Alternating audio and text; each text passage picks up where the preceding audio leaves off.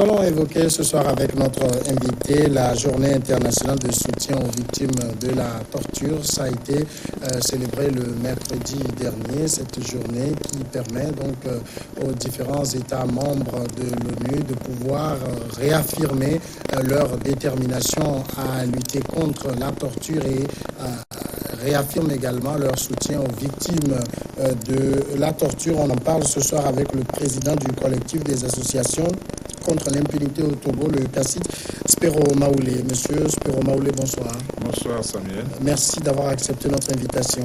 C'est toujours un plaisir pour nous. Une journée internationale en soutien aux victimes de la torture. Est-ce qu'il était nécessaire d'avoir une journée du genre? C'est-à-dire, est-ce que le phénomène de torture est devenu criard au point où une journée est dédiée aux personnes qui en ont été victimes? Absolument, absolument. Je crois que d'ailleurs, c'est à notre grand désespoir. Jusqu'à aujourd'hui, on pensait que la mentalité et puis l'évolution de la démocratie était telle que normalement on devait présumer qu'il n'y aurait plus de torture.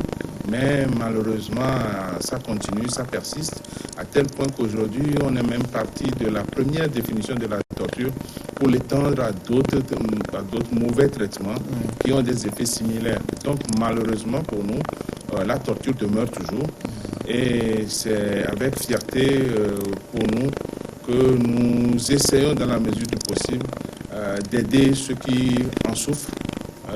Et donc une journée de soutien, je pense que c'est toujours une bonne chose, compte tenu des effets néfastes que la torture produit sur ceux qui en sont victimes. Alors, cette journée de soutien, en quoi elle consiste exactement? En réalité, c'est d'abord la journée consiste à faire un peu de plaidoyer sur la situation de la torture. Et c'est également un moyen de tirer l'alerte par rapport à la communauté internationale et nationale sur le fléau auquel la torture. Mais pour nous, organisation de la société civile, c'est un moment de témoignage sur ce que nous arrivons à faire, ce que nous pouvons faire pour aider ceux qui ont été victimes de la torture. Et donc, généralement, c'est de façon symbolique que nous célébrons cet événement-là, étant entendu que aider, venir en soutien aux victimes de la torture, c'est une affaire de toute une année, de plusieurs mois. On ne fait que ça, on en fait beaucoup, mais bon, on dit symboliquement, on va prendre une journée pour célébrer ce soutien-là que nous apportons. Évidemment, il ne faut pas comprendre qu'on vient en soutien à la torture, mais on soutient quand même les victimes qui sont complètement détruites dans leur vie par les actes de torture. Mais on pouvait appeler ça aussi une journée internationale contre la torture, ou bien elle existe aussi? On peut l'appeler journée, je crois même qu'au départ on l'appelait une journée contre la torture, mais bon, ça deviendrait simplement une journée par rapport à ceux qui sont les organisations de la défense. Bon, maintenant, étant entendu qu'on voudrait l'étendre pour que chacun se sente concerné et puisse porter une aide à ceux qui sont victimes, je crois que c'est pour ça qu'il y a peut-être milité pour qu'on change la dénomination. Mais dans tous les cas, c'est une journée qui marque aussi bien l'alerte, la condamnation, et ensuite, maintenant, l'appui que nous apportons à ceux qui en sont victimes. Alors, quand on parle de torture, dans quel champ nous situons-nous? Parce que vous avez dit tantôt qu'on a étendu un peu le champ de la torture vu l'ampleur du phénomène. Dans quel champ on se situe? En réalité, quand nous parlons de torture, il y a eu une première définition qui est jusqu'à aujourd'hui la définition internationalement admise. C'est que vous avez produit ou bien vous avez commis des atteintes ou corporelles ou psychologiques ou morales sur une personne dans le but d'obtenir un résultat bien précis qui était autrefois de prendre des informations. Et donc, comme c'était pour prendre des informations, la torture concernait essentiellement les actes posés par l'État ou les agents de l'État.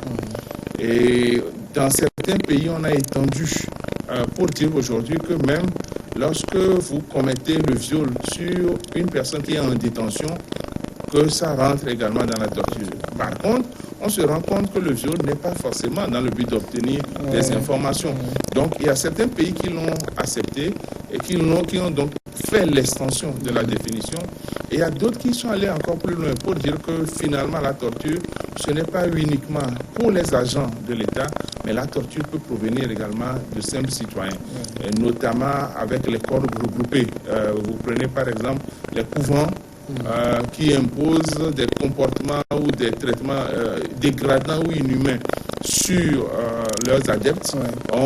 Il y a dans certains pays où on s'est assimilé également à la torture. Je crois que même à la rédaction du code pénal actuel, dans sa première monture, l'État togolais a voulu prendre cette définition-là. Elle était très extensive et du coup, elle ne se centralise pas sur les véritables personnes. Parce que malheureusement, en tout cas, ce qui est certain, c'est que si c'est une personne, un particulier qui a des traitements dégradants sur une autre personne, la voie judiciaire est là. On va poursuivre la personne pour voie de fait, pour autre. Mais le problème, c'est que quand c'est l'État, on ne peut pas dire, par exemple, que l'État a commis simplement des voies de fait sur un citoyen. Il faut trouver une autre qualification qui soit plus protectrice pour les individus. On a donc pensé à la torture et qui suppose et qui est un crime, absolument. Et ça aussi, on l'a vu à la rédaction de notre code pénal. Dans un premier temps, on n'a pas voulu l'incriminer. Ensuite, on est revenu là-dessus grâce aux défenseurs de la drogue qui ont milité pour que ça soit changé. Et donc aujourd'hui, c'est reconnu clairement que la torture est un crime. Et on en est également arrivé à la définition internationalement admise qui est appliquée au Togo. Et donc, c'est chaque fois que vous commettez, par exemple, des traitements, des sévices corporels, des sévices intellectuels, des sévices moraux sur une personne, des traitements inhumains, des traitements dégradants, dans le but d'obtenir des résultats. Peu importe si c'est tirer des informations ou si c'est simplement faire des menaces à une personne. Dès lors que vous avez un but précis là-dessus et que ça provient d'un représentant de l'État, c'est assimilé à la torture. Et donc, vous tombez sous le coup de la loi qui vous dit que c'est un crime et ensuite, pas simplement un crime, mais un crime qui est imprescriptible. Justement, c'est la question que j'allais poser. Est-ce que ce crime est rendu imprescriptible? C'est rendu imprescriptible également au Togo. Donc, du coup, peu importe le nombre d'années, dès lors qu'il y aura l'occasion de vous poursuivre en justice pour être auteur d'un acte de torture, et vous serez condamné par la législation, par la loi et par les autorités judiciaires. Alors clairement, quand on parle de torture ici, ceux qui sont les tortionnaires sont d'abord les agents de l'État, c'est ça? En principe, c'est les agents de l'État. Si ce n'est pas les agents de l'État, on va ranger ça plutôt dans les mauvais traitements ou alors dans les voies d'exécution, dans les voies de fait sur personnes, dans les atteintes corporelles. Ce serait puni en matière judiciaire simplement. Mais là, c'est l'autorité administrative qui peut se charger parce que c'est une relation qu'on a avec un agent de l'État. Et donc, malheureusement, ce que nous constatons en Afrique, c'est que ces agents de l'État sont un peu protégés et donc c'est toujours difficile de pouvoir poursuivre ces gens-là. Et c'est pour ça que, par exemple, nous, au niveau du CACID, nous avons remarqué que toutes les plaintes que nous avons eu à porter sur le plan national n'ont jamais prospéré dans ce cadre-là. Et donc, on a essayé de faire plutôt des plaintes sur le plan international. Donc, nous avons saisi la Cour de la CEDEAO, nous avons saisi la Cour de l'Union africaine. Nous sommes en train de faire des tentatives pour saisir également la Cour de l'Union européenne. Mais entre-temps, nous avons essayé d'autres choses. Mais ce qui est sûr, c'est que ça ne resterait pas impuni. Alors, est-ce qu'au niveau des agents de l'État, quand il y a de ces actes de torture qui, par exemple, vous parviennent au niveau du CACID, l'État arrive très facilement à assumer la responsabilité? Bon, très facilement, d'abord, il faudrait que l'État reconnaisse. Et que l'État accepte le dédommager.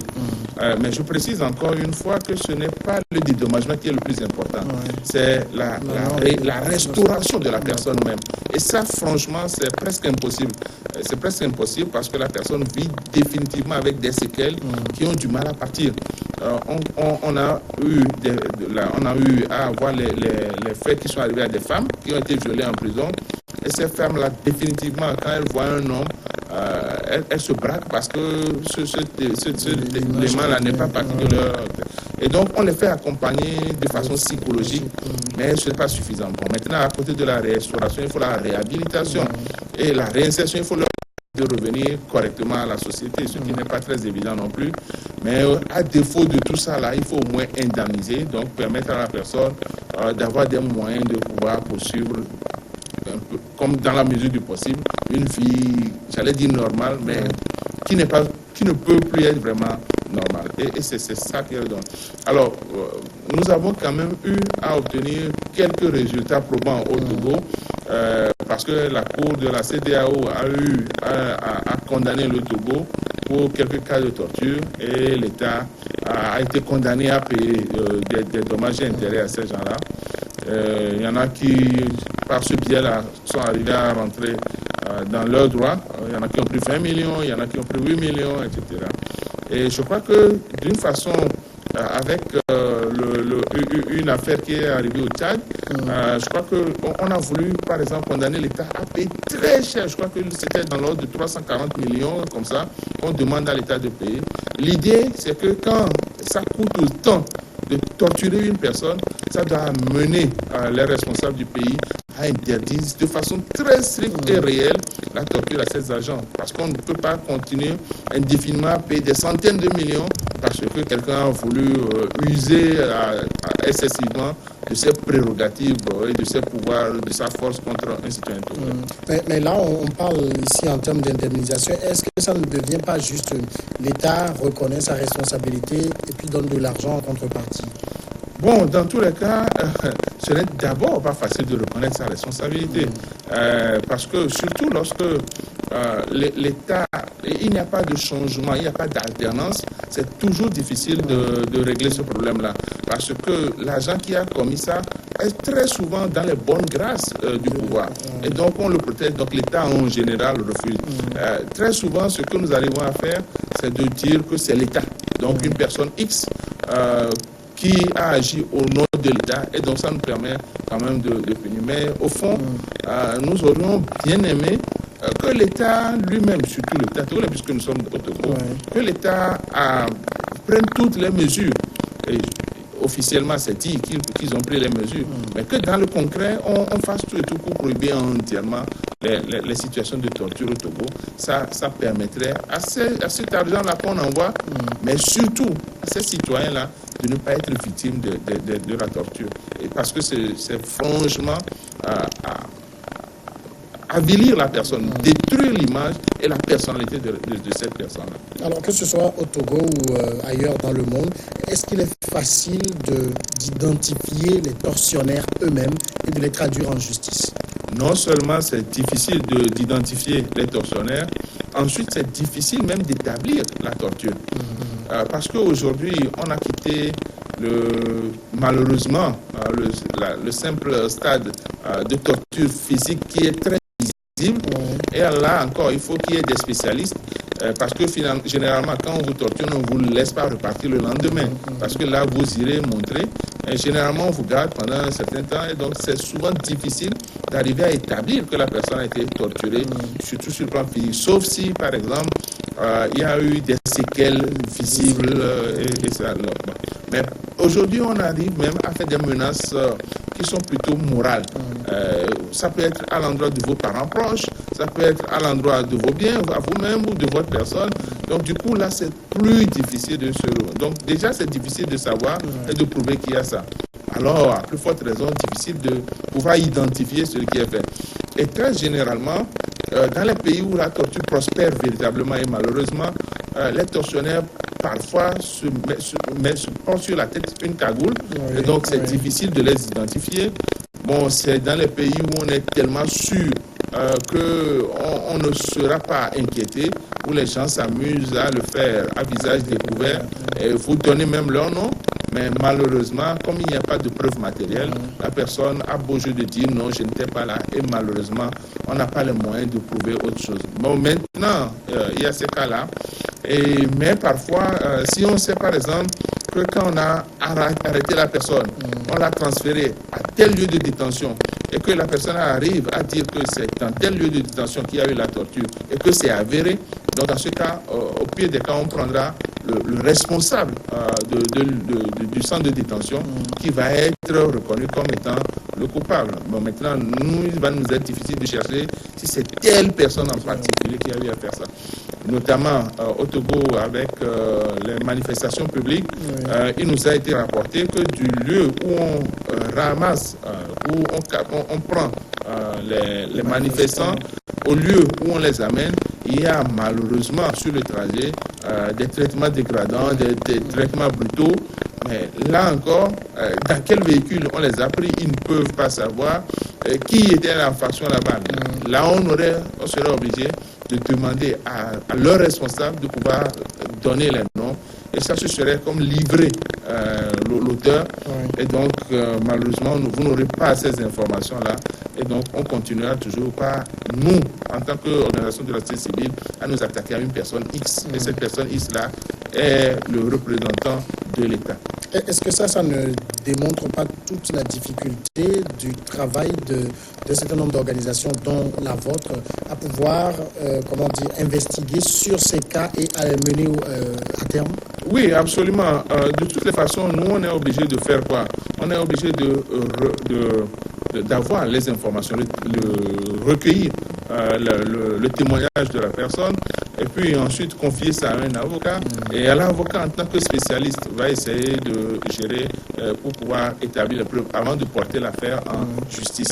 Mais si nous sommes dans une situation où la torture a été produite sur plusieurs personnes, donc c'est un groupe qui a subi la torture, c'est relativement plus facile pour nous d'avoir beaucoup d'éléments parce que si les informations sont concordantes, ça nous fait avoir beaucoup d'éléments, on a des éléments substantiels que nous transférons à l'avocat et l'avocat peut alors faire les actions idoines pour pouvoir porter l'affaire en justice.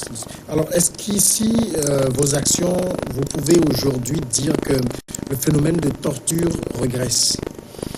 Oui, on regresse, on peut dire oui, en ce sens que au moins dans les lieux de détention officiels, conventionnels que nous connaissons, nous avons aujourd'hui la liberté de les visiter à tout moment. Et quand nous y allons, nous ne trouvons pas des situations de torture. C'est des visites inopinées? C'est des visites inopinées.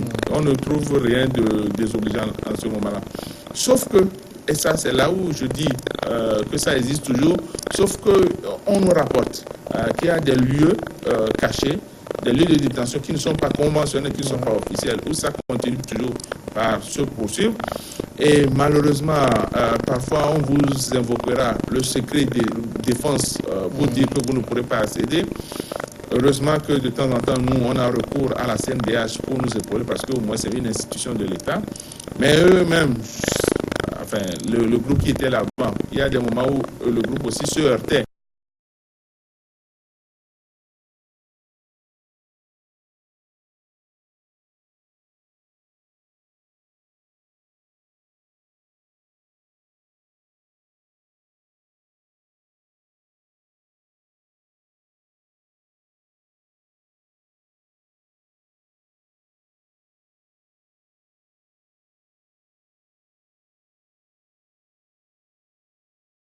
Sur le plan, il y a eu une régression certaine et nous espérons que ça va continuer comme ça. Alors, est-ce que vous parlerez d'un manque de volonté des autorités d'en finir définitivement avec, c'est-à-dire est-ce qu'il est possible d'atteindre le seuil zéro torture?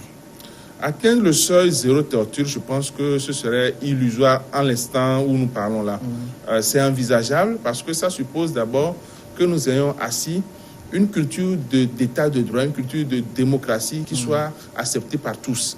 Or, j'ai l'impression très souvent, et c'est partagé par plusieurs personnes, que de temps en temps, l'État se réserve une petite possibilité de pouvoir bafouer certaines normes juridiques, certaines normes conventionnelles, dans le but de préserver, entre guillemets, ce qu'on appellerait la protection du territoire national ou alors la protection du chef de l'État. Donc, on se garde quand même une réserve pour toujours bafouer ces droits. Donc, on ne pourrait pas dire aujourd'hui qu'on pourrait avoir zéro torture. Mais lorsque tout le monde comprendrait le jeu démocratique qui ferait que tout le monde serait, j'allais dire, tout le monde saurait qu'on ne peut pas faire l'alternance par des coups par les coups d'État, et que le jeu démocratique est assez ouvert avec une démocratie complète. Je crois qu'à partir de ce moment-là, cette chasse gardée pour faire le mal serait abolie, et donc on pourrait envisager éventuellement d'aller à zéro torture. Et bon, nous, ça nous aiderait, ça nous faciliterait beaucoup de choses, c'est pour ça que nous luttons, et ça nous permettrait également de ne pas craindre nous-mêmes d'être victimes. Parce que pas plus tard qu'hier, dans une affaire, quand nous avons envoyé des gens là-bas, nos agents ont été menacés.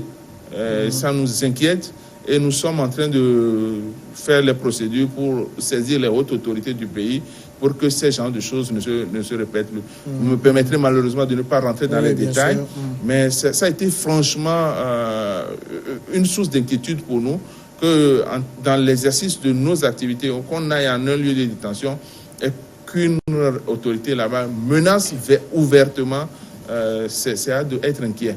Mais heureusement que ça n'a pas été au-delà des propos verbaux, donc je crois que ça peut aller. Alors justement, quand vous parlez de ce cas-là où on a une autorité qui menace, est-ce que pour l'État, ce n'est pas ces genres de choses, ne sont pas des excuses pour dire, en fait, ce sont des éléments incontrôlés. Nous, État, en tant qu'entité, nous faisons les efforts pour que la torture n'existe plus, mais il y a beaucoup d'éléments incontrôlés, indisciplinés, qui se livrent à ce genre de choses.